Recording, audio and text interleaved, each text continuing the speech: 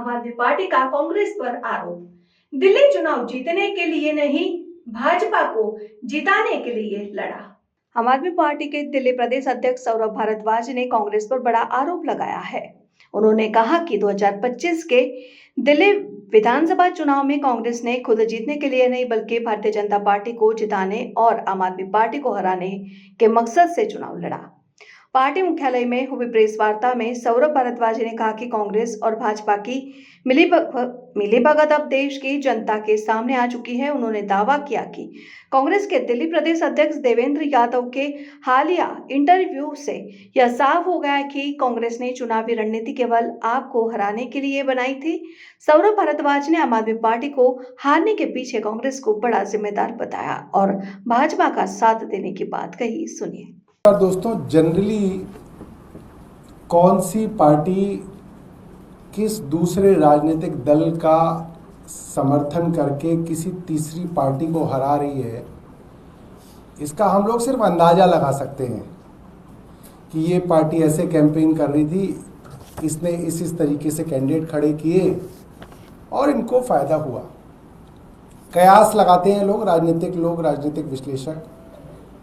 दिल्ली में भी इस बारे में कई बार कयास लगाए गए कि जिस तरीके से कांग्रेस ने दिल्ली विधानसभा 2025 का चुनाव लड़ा, ऐसा लगता था कि कांग्रेस खुद जीतने के लिए नहीं लड़ रही चुनाव, भारतीय जनता पार्टी को जिताने के लिए चुनाव लड़ रही है। ऐसा कयास लगाया जा रहा था। हम लोग जब चुनाव लड़ रहे थे और कांग्रेस के कैंडिडेट्स को देख रहे थे कि वो कहाँ कहाँ कैंपेन कर रहे हैं, कहाँ कहाँ जो है खर्चा कर रहे हैं अपनी कैंपेन में, तो ये अंदाज़ा लग रहा था। और मैं मानता हूँ बहुत सारे कांग्रेस समर्थक होते हैं, अच्छे लोग होते हैं। मैं ये नहीं कह रहा हूँ कि कांग्रेस के समर्थक से हमें कोई दिक्कत है। अच्छे वेल मीनिंग रीजनेबल कांग्रेस समर्थक हैं दिल्ली में, 3%, 3.5%। बुद्धिजीवी भी हैं, पत्रकार भी हैं, यूट्यूब चलाने वाले भी लोग हैं नोएडा की तरफ। और हम जब कांग्रेस के विषय में बोलते हैं कि कांग्रेस ने शायद बीजेपी की सहायता की इस दिल्ली के चुनाव में, तो थोड़ा परेशान हो जाते हैं, थोड़ा तिल मिलाते हैं, क्योंकि वो इस चीज़ को एक्सेप्ट नहीं कर पाते कि ऐसा है। और कई बार वो तिलमिलाहट सोशल मीडिया पे दिखती है, उनकी पोस्ट में दिखती है। जैसे हमारे आशुतोष जी हैं, वो कई बार तिलमिला के हमें कुछ बोलते हैं, हमारे पार्टी से गए हैं। तो इस तरीके के जो बुद्धिजीवी हैं, मेरी इनसे कोई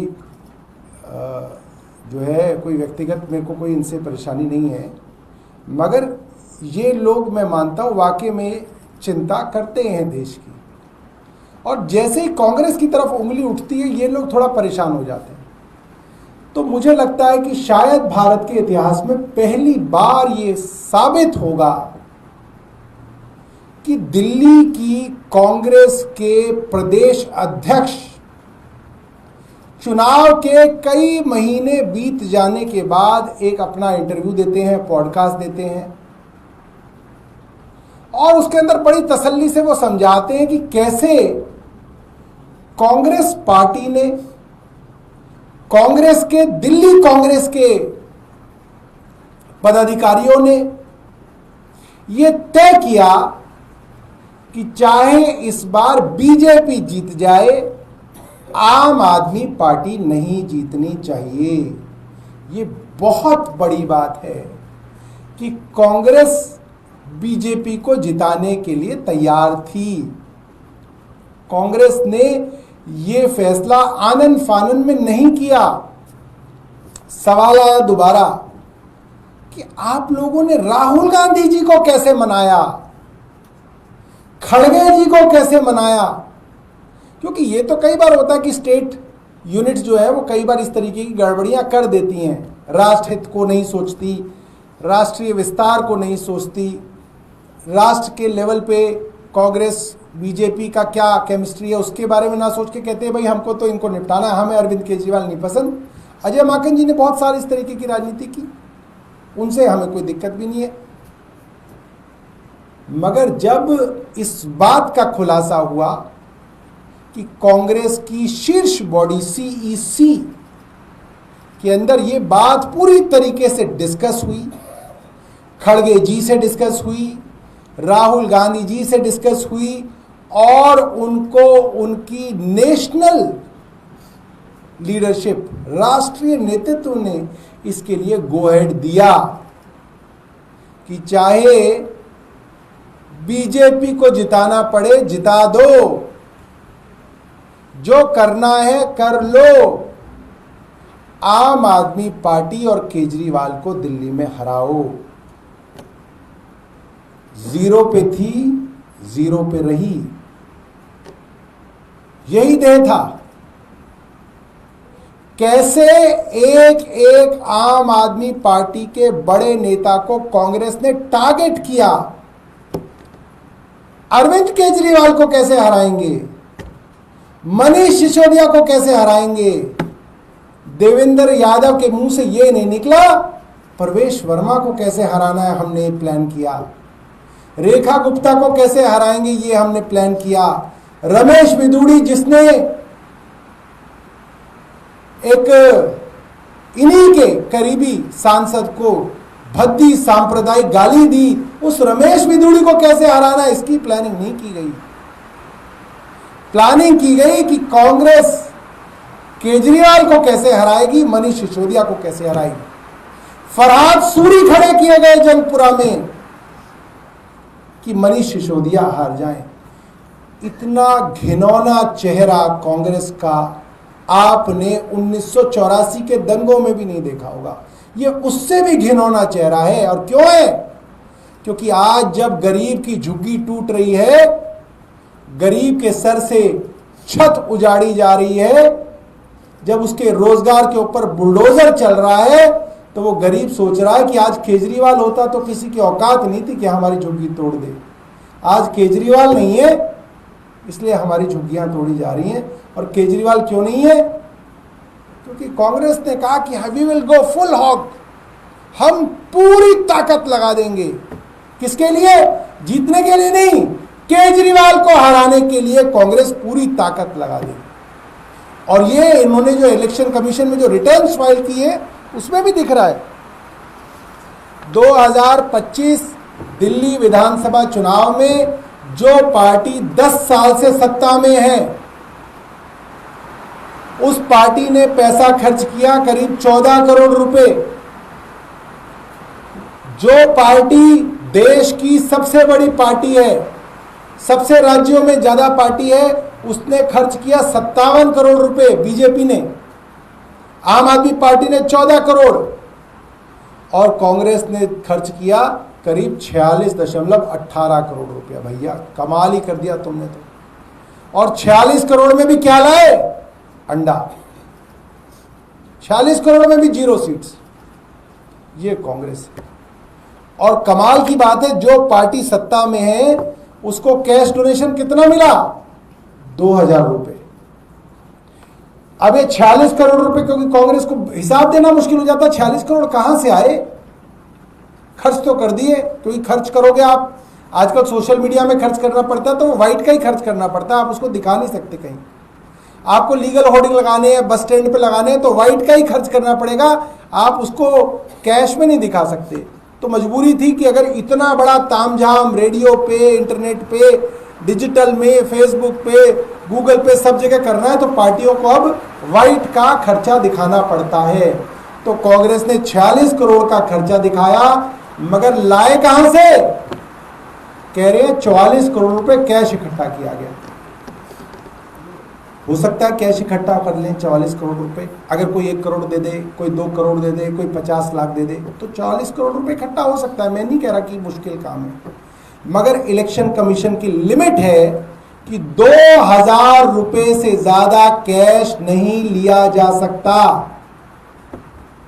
तो 44 करोड़ रुपए इकट्ठा करने के लिए लाखों लोगों से 2-2 हजार रुपए इकट्ठे करने पड़ेंगे।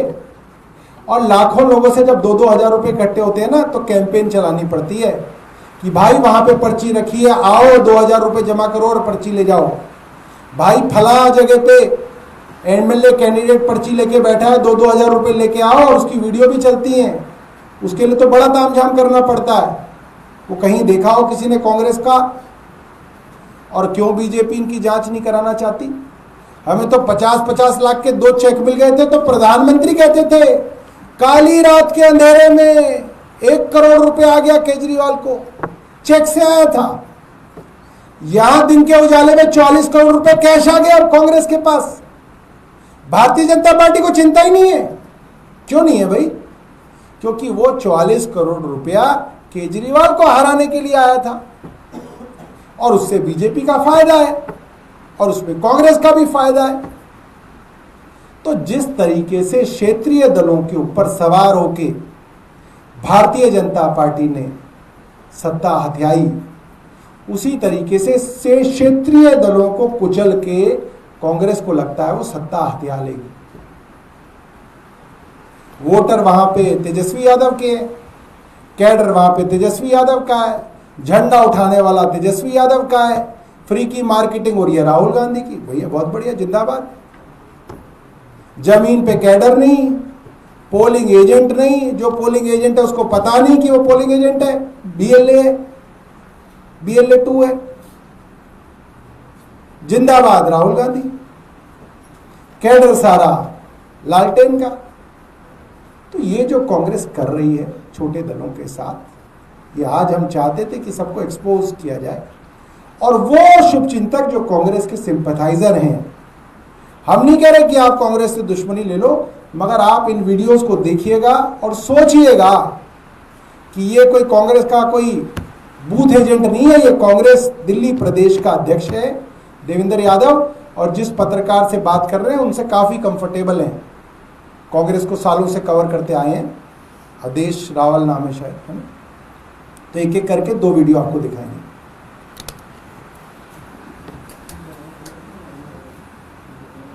आए इमरजेंसी भी बंद कर दो।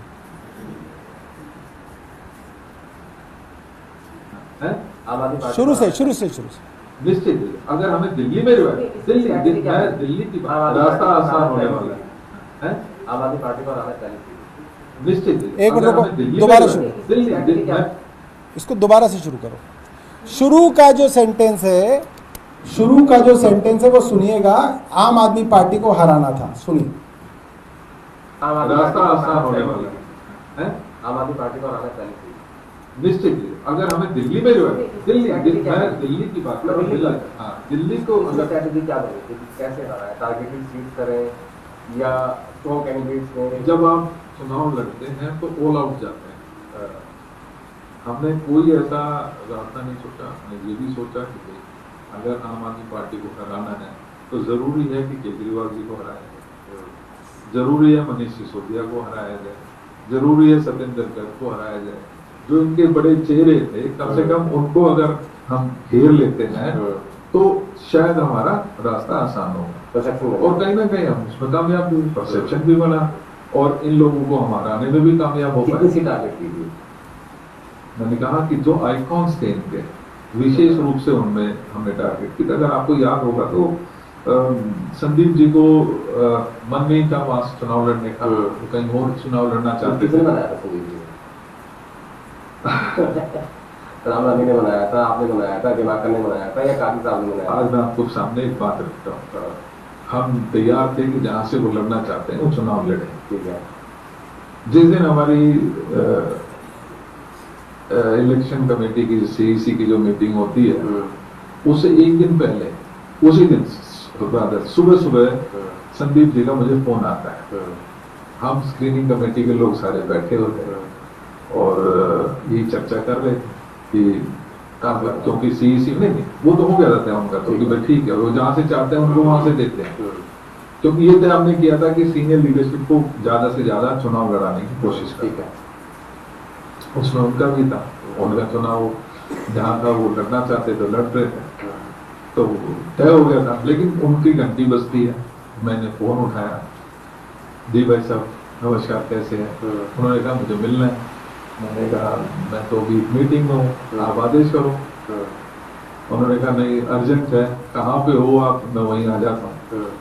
तो हमने कहा कि मैं तो ये राजेश पायलट मार्ग पे हूँ, हमारा ऑफिस स्क्रीनिंग की मीटिंग चल रही है, क्योंकि आप शाम को सीईसी है तो सीईसी में क्या स्ट्रेटेजी लेंगे, और नेचुरल सी बात है कि जो हम मेंबर्स हैं वो सारे बैठ के डिस्कस कर रहे हैं। उन्होंने कहा मुझे बस 5 मिनट दे दीजिए। क्या मैंने उनको वही बुला लिया। संदीप जी आए, संदीप जी ने कहा कि मुझे क्या करना है। मैंने कहा आपको चुनाव लड़ना है। तो बोले कहाँ से लड़ना है? मैं जहां से आप चाहो।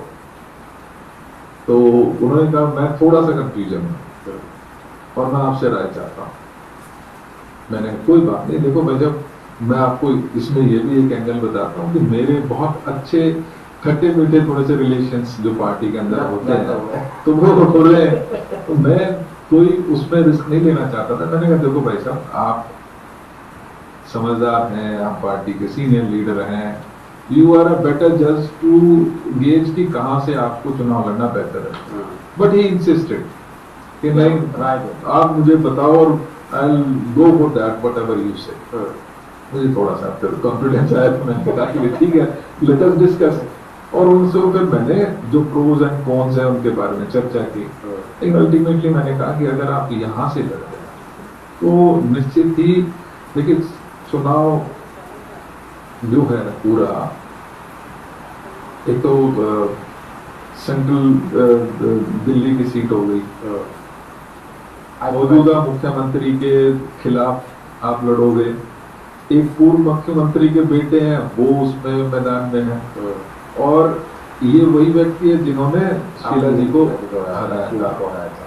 मैंने कहा अगर आप वाकई मेरी राय मानते हैं तो इससे बेहतर कोई चुनाव शायद नहीं होगा, आपको यहीं से लड़ना चाहिए। आप सेंटर ऑफ द इलेक्शन भी रहेंगे, आप एक मौका है जो माता जी यहाँ से हारी, आदरणीय शीला जी जिन आइकॉन हमारी दिल्ली की हैं वो हारी, तो उनका बदला लेने का भी मैंने कहा समय ही कहीं ना कहीं उन्होंने कहा कि ठीक है, तो आपने सजेस्ट किया तो आई फाइट दिस इलेक्शन। मैंने कहा कि मेरे खत्ते मीठे। एक और बात कही जाती है कि राहुल गांधी राज्य के नेताओं की बात को ओवर नहीं करते, तो इस बात पे किसने राजी किया कि हाँ हमें अरविंद केजरीवाल को हराना है, भले ही बीजेपी जीत जाए? आपने, अजय माकन ने, या काजी साहब ने, जो प्रभारी हैं आपके? देखिए क्या होता है कि जो बड़ा नेता होता है ना, वो एक व्यक्ति पे विश्वास नहीं करता। अच्छा। और मैं मानता भी हूँ, सच्चाई भी यही होनी चाहिए। तो मल्टीपल उनके पास फीडबैक होने चाहिए, उनके पास सारी चीजें, जानकारी भी हासिल होनी चाहिए। आपको याद होगा कि जिस समय अभी तक फाइनल भी नहीं हुआ था, उसी समय हमने राहुल जी ने जय बापू जय भीम जय संविधान वाला प्रोग्राम किया फ्रांस यमुना में, और मतलब apart from all this feedbacks, कहीं ना कहीं एक जो ट्रिगर मैं कहूँ तो उसमें वो भी था कि आप याद कीजिए, इमीडिएटली आफ्टर मीटिंग एक बड़ा अजीब सा मैसेज केजरीवाल जी ने किया। क्या था? आप देख लीजिएगा।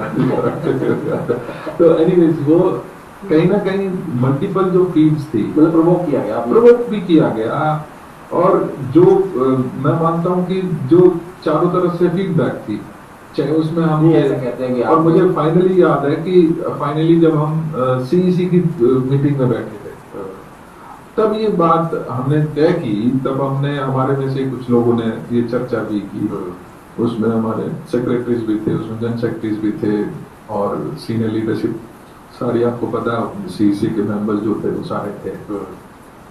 उस समय ये क्लियर तय हुआ कि भाई we need to go all out, और मैं इसमें हिचक नहीं करता, मैंने एक बात कहा उसमें, उस मीटिंग में खास तौर पे, मैंने कहा अगर सिर्फ चुनाव लड़ने के लिए लड़ना है तो हमारे पास कुछ नहीं है, ये मौका ऐसा है, अगर हम ऑल आउट चुनाव नहीं लड़ते तो हम कहीं नहीं रहेंगे, हम किसी भी उसमें पोजीशन पे शायद नहीं रह पाए। एंड दैट इज व्हेन खड़गे ji took an initiative, Rahul ji took an initiative and decide कि नहीं बिल्कुल ठीक है, let us go all out, जो बेस्ट हो सकता है क्या स्ट्रेटजीज करनी है, कैसे काम करना है, हमें जाना है, जो भी AICC से कोई भी मदद चाहिए वो हम अवेल करेंगे। आप लोग अपना चुनाव बेहतर से बेहतर अच्छे से अच्छे कैंडिडेट्स दीजिए, जहाँ पे आपको लगता है जो जीत सकता है उसको आप ऑल आउट जाने का फैसला, मुझे याद है उस दिन बड़े खुल के हुआ, रास्ता आसान होने वाला है। आम आदमी पार्टी को हराना पहले से ही निश्चित ही, अगर हमें दिल्ली में जो है, दिल्ली की बात कर रहा हूँ, हाँ दिल्ली को ये दोबारा शुरू हो गया था क्या? तो साथियों, आपने सुन लिया, कांग्रेस के करीबी पत्रकार हैं, और जो करीबी पत्रकार होता है वो पहले ही जवाब तो जानता ही है, तो उसका सवाल भी लोडेड होता है। उन्होंने पूछा कि आपने खड़गे जी और राहुल जी को कैसे तैयार किया कि चाहे बीजेपी जीत जाए मगर आम आदमी पार्टी को हराना है, और फिर उन्होंने पूरा समझाया कि कैसे जो है बीजेपी को जिताने की और आम आदमी पार्टी को हराने की ये पूरी की पूरी षड्यंत्र जो है कांग्रेस पार्टी के अंदर रचा गया। और मैं चाहूँगा कांग्रेस का शीर्ष नेतृत्व इसके ऊपर जरूर बताए, हमें नहीं, हम तो बहुत छोटे लोग हैं, देश की जनता को बताएं, कांग्रेस के शीर्ष नेतृत्व बताएं देश की जनता को कि ऐसी क्या मजबूरी थी कि बीजेपी को जिताना था और आम आदमी पार्टी को हराना। बहुत बहुत धन्यवाद। आपके पास कोई प्रश्न है पूछ सकते हैं। आपने आरोप लगाया क्षेत्रीय दलों के साथ जो इस्तेमाल कर दी कांग्रेस पार्टी, लेकिन बिहार में तो सब एक साथ दिख रहे हैं, सब एक साथ ही दिखते हैं, तरीके से हम तो बता ही रहे हैं, सब एक साथ दिखते हैं, मगर झंडा उठाने वाला लालटेन का है, आरजेडी का है, और जो रील चल रही है वो राहुल गांधी की, समझ रहे हैं? सौरभ जी, ये देखिए इतना बुरा क्यों आप लोगों को लग रहा है? अगर कोई पार्टी आपको हराना चाहती चुनाव में तो यही होता है, और क्या आप ये मानते थे कांग्रेस के साथ में थे? हमें इसलिए बुरा लग रहा है कि ये चीज भारतीय जनता पार्टी ने तो कई जगह करी। इन्होंने हरियाणा में की, चौटालाओं के साथ सरकारें बनाते थे, फिर चौटालों को निपटा दिया और खुद आ गए। उड़ीसा में की इन्होंने, बीजू जनता दल के कंधे पे सवार हुए, जय जगन्नाथ, फिर जय श्री राम, फिर जय श्री राम, फिर जय जगन्नाथ, और बीजू जनता दल और नवीन पटनायक को निपटा दिया। तो बीजेपी तो ये निपटाने का काम करती ही थी, हमें बता रहे हैं कि कांग्रेस भी क्षेत्रीय दलों को निपटाने का काम करती है और कर रही है। जी, दो सवाल आपसे हैं। एक तो आपने बड़ा गंभीर आरोप लगाया कि 1984 से भी गंभीर जो घिनौना चेहरा, यानी 1984 के एक गंभीर घिनौना चेहरा दिखा था कांग्रेस का, आप ये कह रहे हैं, और वो तो सभी जानते हैं, उसमें तो कांग्रेस भी एक्सेप्ट कर चुकी है उस बात। दूसरा सवाल ये है कि उससे भी ज़्यादा गंभीर आप घिनौना के बारे में बता रहे हैं। दूसरा सवाल ये है कि क्या आप यहाँ ये साबित करना चाहते हैं कि बीजेपी के साथ साठगांठ जो है वो कांग्रेस ने कर ली? मोहित जी, आम एक कांग्रेसी कुछ विचारधारा के साथ खड़ा हुआ है, उसको लगता है कि बीजेपी की जो विचारधारा है वो लड़ाने वाली विचारधारा है, आपस में नफरत फैलाने वाली विचारधारा है, वो राइट विंग के खिलाफ है, इसलिए कांग्रेस के साथ है। और जहां पे उसको लगता है कांग्रेस कमजोर है और कोई और पार्टी है जो बीजेपी के खिलाफ, बीजेपी की विचारधारा के खिलाफ खड़ी हो सकती है, तो वो लोग उससे अलाइन हो जाते हैं। मगर इस बार कांग्रेस ने अपने कांग्रेस के वोटर को धोखा दिया।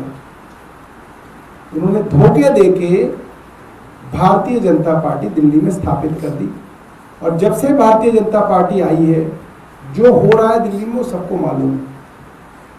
तो ये लोग कोई इमेजिन नहीं कर सकता था कि एज अ स्ट्रेटेजी हुई होगी। लोग ये सोचते हैं नहीं, कांग्रेस चुनाव लड़ रही थी, आम आदमी पार्टी भी लड़ रही थी, जैसे उन्होंने बोला भाई तीसरा जीत गया, उसके अंदर क्या, उसमें क्या नया है, वो बात उनकी बहुत ठीक है। नया ये नहीं है, नया ये नहीं है कि तीन पार्टी लड़ रही थी, एक के लड़ने से दूसरे को नुकसान हो गया, वो कोलैटरल डैमेज था, उसके लड़ने की वजह से नुकसान हो गया। ना, यहाँ ये नहीं था।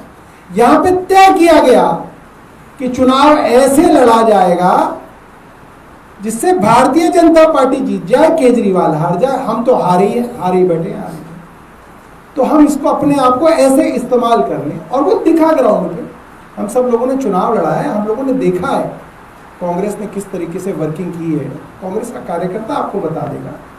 तो और स्टेट के लेवल पे ये जो है स्ट्रेटेजी बन जाए तो भी चलो मान लेता है कोई आदमी, कई बार हो जाता है, मगर नेशनल लीडरशिप के लेवल पे राहुल गांधी जी और खड़गे जी के लेवल पे सीसी में डिस्कस करके उन्होंने केजरीवाल को हराया और बीजेपी को जिताया है, तो भाई साहब मुझे तो कोई खास फर्क नहीं दिख रहा इनमें, अब कांग्रेस में और इनमें बराबर से दिख रहे हैं। तो सौरभ जी, हरियाणा चुनाव के समय में वो मैं आपकी बात समझ गया, मैंने आपके प्रश्न का उत्तर दे दिया।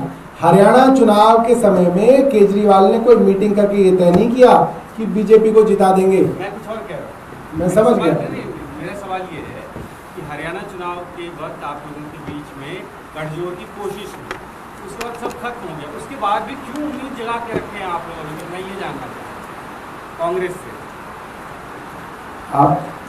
आप गलत समझ रहे हैं, आप मेरे मुंह में अपनी बातें डालने की कोशिश कर रहे हैं। उम्मीद की बात नहीं है इसके अंदर। इसके अंदर एक primary opposition party ruling party के साथ अंडरस्टैंडिंग करके तीसरी पार्टी को हरा रही है। ये बहुत बड़ी बात है, बहुत बड़ी बात है। अगर आप इसको ठंडे दिमाग से सोचोगे तो मतलब आपके दिमाग को पूरा झंझोड़ के रख देगी कि क्या हो रहा है देश के अंदर। आखिरी सवाल क्या आप ये कह रहे हैं? नजर आ रहा है कि पहले आपको बीजेपी की बी टीम बताते थे, आज उनको आप मोहित जी, वही तो मैं आपकी बात बिल्कुल ठीक है। अगर ये मामला ये होता ना कि मैं उनको बताता था, वो मुझे बताता था, अगली बार मैं उन्हें बता दूंगा, तो बात ऐसी चलती रहती। यहाँ कोई ए बी नहीं बता रहा किसी को, यहाँ पे सबूत दे रहा हूं मैं आपको कि इनका प्रदेश अध्यक्ष बता रहा है कि हमने हराया है और हमने बीजेपी को जिताया है। यहां आरोप नहीं है, ये आरोप तो लगते रहते हैं। कोई ओवैसी कांग्रेस ओवैसी को कहती है, ओवैसी कांग्रेस को कुछ कहते हैं, ये चलता रहता है। ये कहना कहलाना राजनीति में हमेशा से चलता रहा है, चलता रहेगा। यहां सबूत आ गए। एक आदमी अपना कॉलर ऊपर करके कह रहा नहीं मैंने तैयारी की है स्ट्रेटेजी, हमने मनाया कांग्रेस की आला कमान को, सीसी के अंदर डिस्कस किया गया और फिर राहुल गांधी जी ने कहा we have to go all out, और वो ऑल आउट इनके 46 करोड़ में दिख रहा है। जब बोले ना we have to go all out, चाहे कुछ भी करना पड़े, तो वो जो करना पड़ा वो कैश इकट्ठा किया गया। अब कहां से इकट्ठा किया गया वो आप सब लोग मेरे से ज्यादा समझदार हैं। आखिरी मेरा अब इसमें एक आपका तो पहला है सर, इसमें किस्सा है नई दिल्ली विधानसभा सीट का, जहां से हाँ। अरविंद केजरीवाल लड़ रहे थे। तो अब क्या आप ये कह रहे हैं कि अरविंद केजरीवाल को हराने में राहुल गांधी ने खुद हरी झंडी दिखाई कि इनको घेरबंदी की जाए? बिल्कुल, ये तो खुद बता रहे हैं, इनके अध्यक्ष बता रहे हैं। और मैं इसके अंदर वो क्या बोलते हैं, हाथ चंदन को आरसी क्या और पढ़े लिखे को फांसी क्या। नई दिल्ली की विधानसभा के अंदर 3 बड़े बड़े लोग चुनाव लड़ रहे थे, जैसा कि कहा गया था कि जी ट्रायंगुलर कॉन्टेस्ट है। एक पूर्व मुख्यमंत्री का बेटा और दूसरा और तीसरा पूर्व मुख्यमंत्री का बेटा, प्रवेश वर्मा, संदीप दीक्षित, अरविंद केजरीवाल, 3 हैवीवेट लोग ट्रायंगुलर कॉन्टेस्ट कर रहे हैं। ये मीडिया कह रही थी और दिन रात कह रही थी। उस ट्रायंगुलर कॉन्टेस्ट के अंदर इलेक्शन कमीशन वोट काट रहा है। 6,500 वोट बनवाए जा रहे थे, 10,500 वोट काटे जा रहे थे, या शायद दूसरा था। अरविंद केजरीवाल और आम आदमी पार्टी बड़ी परेशान है कि वोट कट रहे हैं, इलेक्शन कमीशन वोट काट रहा है।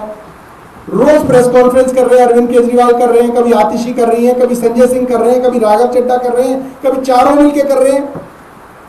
संदीप दीक्षित क्यों नहीं कर रहे प्रेस कॉन्फ्रेंस? उन्हें क्यों नहीं फर्क पड़ रहा था वोट कट रहे हैं? भाई वो एक तो प्रबल दावेदार थे, उनको भी तो इतनी परेशानी होनी चाहिए थी कि वोट कट रहे हैं, मैं हार जाऊंगा। वो क्यों नहीं परेशान थे? कांग्रेस क्यों नहीं परेशान थी? क्योंकि कांग्रेस को लग रहा था बढ़िया कर रही है बीजेपी, हमारे तो जो हम करना चाह रहे हैं वही बीजेपी करना चाह रही है, तो मिलके कर रहे थे। यही ऐतराज मुझे राहुल गांधी जी की उस 1.5 घंटे की प्रेजेंटेशन से था। हमने उसी दिन प्रेस कॉन्फ्रेंस करके ये बात कही कि बहुत अच्छी बात है राहुल गांधी जी, आपने ये बात बताई है, मगर ये बात तो अरविंद केजरीवाल दिसंबर में बता रहे थे, तब आप भारतीय जनता पार्टी की गोद में बैठे हुए थे, इसलिए आपको वो सुनाई नहीं दे रही थी। आज आप 6 महीने बाद कर्नाटक चुनाव ढूंढ के ले आए, हरियाणा चुनाव ढूंढ के ले आए, दिल्ली चुनाव के बारे में आप बोलना नहीं चाहते। क्यों? क्योंकि उसमें आपका फायदा है। तो अगर एक अपोजिशन का लीडर ऑफ अपोजिशन। जब आप लीडर ऑफ अपोजिशन है तो आप सब अपोजिशन के लोगों के एक तरह से लीडर हैं। आप देश की उस आवाम के लीडर हैं जिन्होंने भारतीय जनता पार्टी को वोट नहीं दिया, और आप अपने ही एक अपोजिशन पार्टी को निपटाने के लिए जो है षड्यंत्र कर रहे हैं। तो बहुत गंभीर बात है, बहुत गंभीर बात है। और जी बीजेपी के लीडर हैं विजय गोयल, उन्होंने कहा कि जो मौजूदा सीएम है की तुलना जो है शीला दीक्षित जी से किया, और कहा कि बहुत अच्छे से दिल्ली संभाल रही है। अब क्या कहूँ मैं इसको बताओ। तो अब मैं तो यही तो मैं कह रहा हूँ, बीजेपी और कांग्रेस का प्यार बढ़ रहा है दिल्ली में। यही हुआ ना इसका मतलब कि कांग्रेस की ही मुख्यमंत्री को याद कर रहे हैं वो, तो वो कांग्रेस की मुख्यमंत्री को अच्छा बता रहे हैं, अपनी को भी अच्छा बता रहे हैं। कांग्रेस वाले कहेंगे जी अब कुछ दिनों बाद कांग्रेस कह देगी रेखा गुप्ता बहुत बढ़िया काम कर रही है, केजरीवाल जी जैसा जो है केजरीवाल बेकार करे तो रेखा गुप्ता ही अच्छा कर रही है, ये भी हो सकता है। अगर आपने हमारा अभी तक चैनल सब्सक्राइब नहीं किया है तो कृपया चैनल सब्सक्राइब कर लें, लाइक करें, शेयर करें, कमेंट करें। तो मिलते हैं फिर किसी और खबरों के साथ। नमस्कार।